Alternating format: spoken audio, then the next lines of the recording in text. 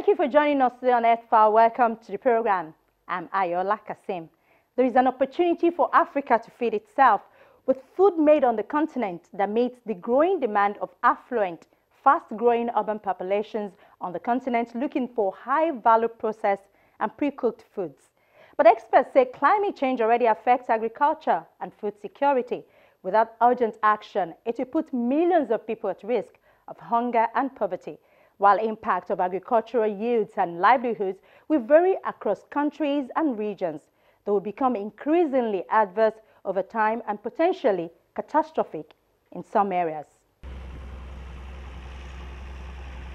Modern agriculture has achieved much over the past century.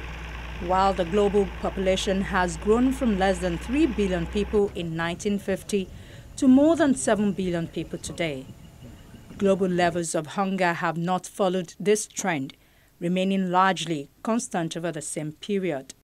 Some 795 million people in the world do not have enough food to lead a healthy, active life.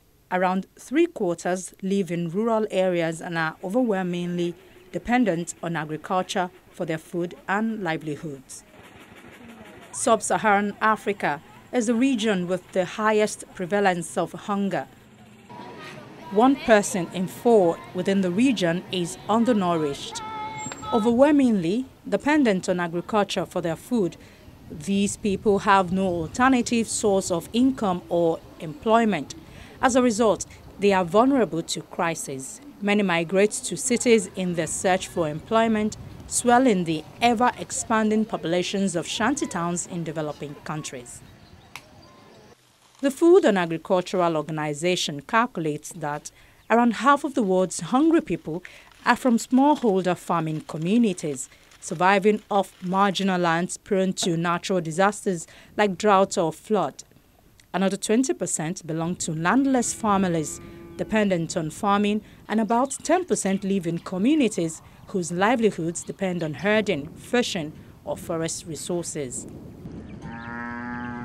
The World Food Programme says the world produces enough food to the entire global population of 7 billion people, yet 1 person in 8 on the planet goes to bed hungry each night.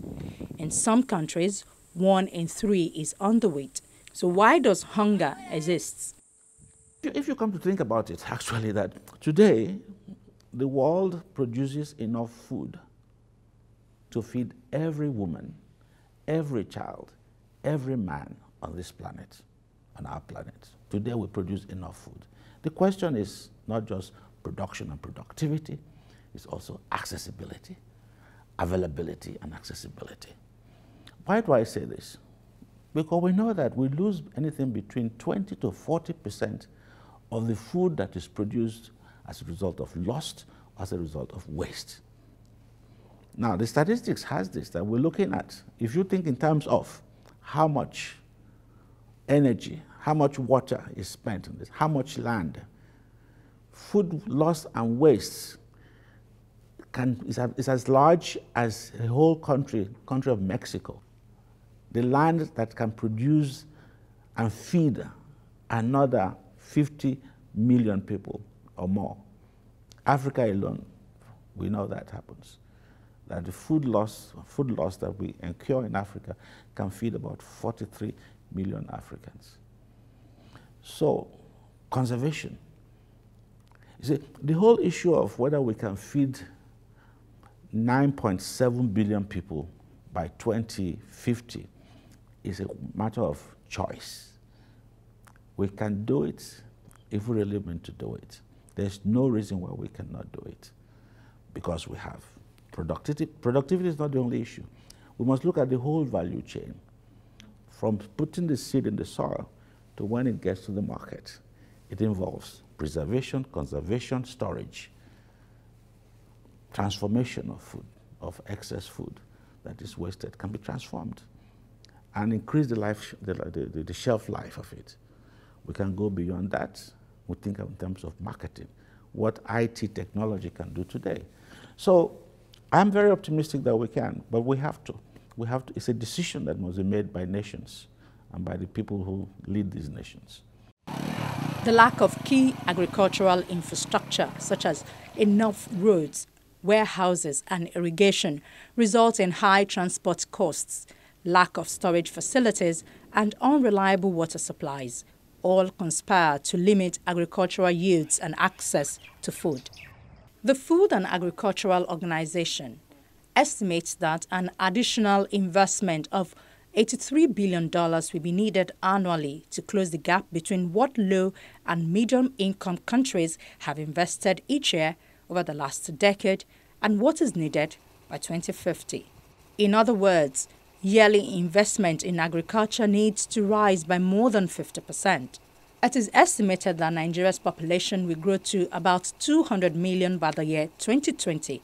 Meanwhile, the Food and Agricultural Organization reports that 7% of the population in Nigeria is undernourished between 2014 and 2016. Many say the population provides an opportunity for the nation to take advantage for its food production. First, we have to see agriculture as a business, as a money-making enterprise. It not only feeds people, it generates wealth. It creates jobs. And when you have people that have jobs and have money in their pockets, you have a society that is happy and you have stability in the country. A hungry man is an angry man, and an angry man can become desperate and do crazy things. There are many things to be put right in agriculture in Nigeria, and the work for an average young Nigerian doesn't look attractive. The task is getting these agile population to venture into agriculture. This country has one of the richest of resources we can think of, and that is our youth demographic dividend. Our youth is a resource far more than oil money, far more than the extractive industry can give us. And if we're not very careful and don't manage it very properly, this dividend, demographic dividends, can end up being our demographic disaster.